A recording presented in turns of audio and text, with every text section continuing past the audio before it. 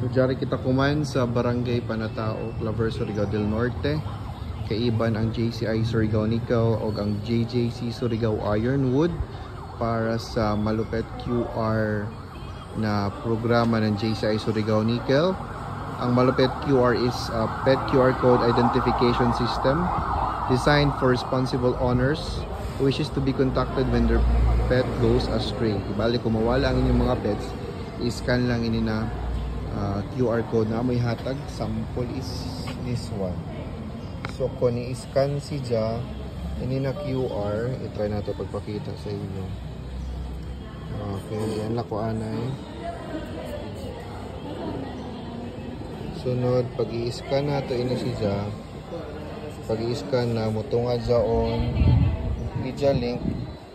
So for now, ini na link mo redirect sa website, tapos mo display ng pet information. For now, ang current holder is JCI Surigao Nickel, pero pag amo na ini ma-input sa ma-register na owner and pet, ilan na name and mutunga. So libre hindi panghatag para sa mga pet owners diha.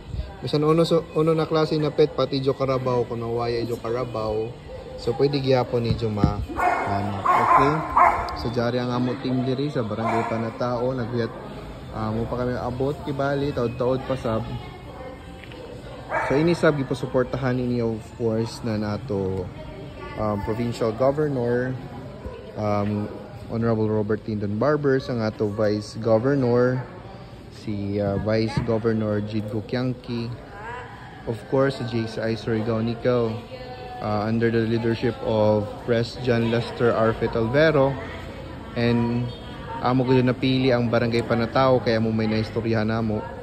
Labi na kay uncle sab na ako ang kapitan diri si Honorable Ronald Morsha. So may na siya guys. So nag-set up na kami diri, nagpaabot sa mga bisita. So diyan na sab diri tuod ang LGU ng Claver na support sa program ng JCI Surigao Nickel, headed of ang LGU Claver headed by Honorable Georgia Gukiangki. So diyan sab ila mga information campaigns regarding sa mga animals. So diyan nag-set up na ta diri ng mga laptops para ila magamit pag-register ng mga pets. So, dari ang mga QR ready to be distributed. Ang QRs, may sponsors yung magari. Ryan na naman. Ha? Ryan na naman. Alright.